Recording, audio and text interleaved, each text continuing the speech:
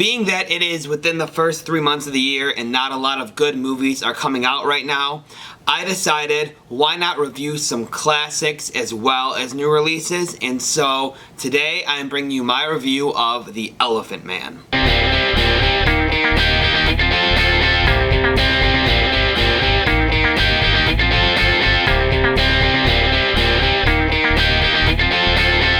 So everyone, if you have seen The Elephant Man, if you haven't seen The Elephant Man, whatever you're doing here, if you've seen it and want to review, or if you want to know if you should watch it, just listen to me. I'll tell you what I think. Obviously, we might think differently. That's okay. That is the magic of movies.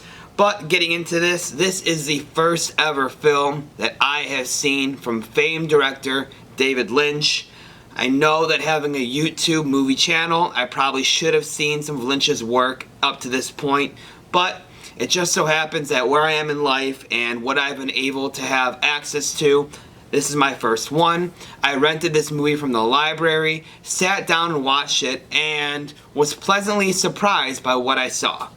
I was expecting a great film, hearing great things about this movie, and knowing that David Lynch is a great director.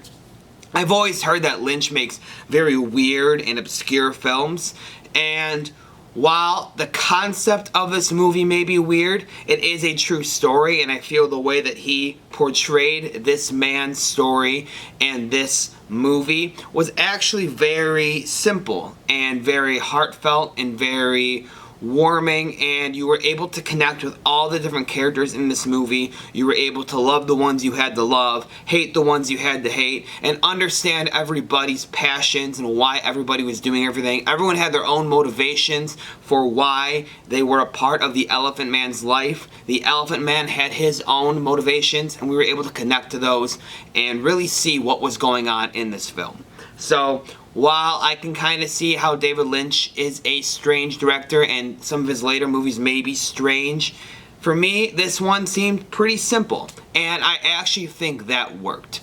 Sometimes when you take these real life stories and you try to go to Hollywood with them and try to add all these things to, make it seem like a Hollywood film, it kind of ruins the story. This time, taking this man's life that is not to be like that, but a horrible life. He is horribly disfigured. He doesn't really know who his mom is. They never even mention his father. And he is in this circus, and the guy who practically owns him treats him like garbage, beats him when he doesn't do his job correctly. And he's finally taken in by this doctor and this hospital, and he's finally shown what a true good life can be. And I really liked how, even though he was horribly disfigured, he is a great person deep down. He has a good soul and a good heart, and people were able to see that and latch onto that and truly bring him in as one of their own. And while there were still people who treat him like this stage act, like this freak show, there were many good people in his life who truly cared for him and truly tried to help him out throughout all of this. So as far as the story from this film, like I just said, I think it is exceptional. The cinematography, while being in black and white, which I actually think fit this time period of this film, is beautiful. I did see it on Criterion Blu-ray, so if some of you saw it on cable or on DVD, it might not have looked as great, but to me, the different shots and the different way that Lynch used his camera was very beautifully done throughout this film, and sometimes you don't need movies to be in color. Sometimes a black and white film can be beautiful on its own, and if you've seen many movies like the original Godzilla or Elephant Man or Night of the Living Dead, you know what I'm talking about. Camera work, great. Cinematography, great. The story, great. I thought overall this was a really good movie, and as I sit on it and I think on it, I watched it a couple days ago, I'm doing this review now. It's one of those movies that stays in your mind and you can't really forget about. It's one that I want to now own myself in my collection so I can rewatch it. And I wonder how my perspective of the film will change on a second viewing. Like I said, it's in the Criterion Collection for a reason. This is a great movie. Is it one of my favorites?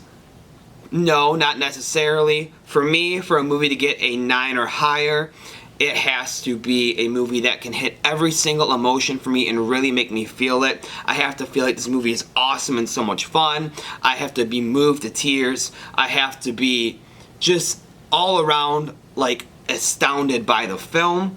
And to get a perfect 10, it has to end up being one of my favorite movies of all time. So while this movie didn't do that, I do think it is a great film that everyone should check out. And I am very excited to check out more of Lynch's filmography. I think he's an exceptional director and I can't wait to get into it. So why don't you guys go ahead and recommend me my next David Lynch film to watch. I will probably do a review on that. I want to do reviews on all great directors and their films. With my overall review, I would have to give this film an 8.5 out of 10, which is a great score. I think this movie is exceptional. I think everyone should watch it. While it may be a bit slow at times, it's not action-packed or CGI fest like modern-day movies. It has a great story, it is very heartfelt, and it can make you care for such a disturbing character. I think it's a beautifully worked film. Thank you all so much. I hope you enjoyed my review. Please leave a like on this video. Comment down below what you think of The Elephant Man. If you haven't seen it, are you going to watch it? Also, please subscribe to my channel. It helps out greatly. I'm really trying to grow for me and for you guys, so thank you so much. Have a great day.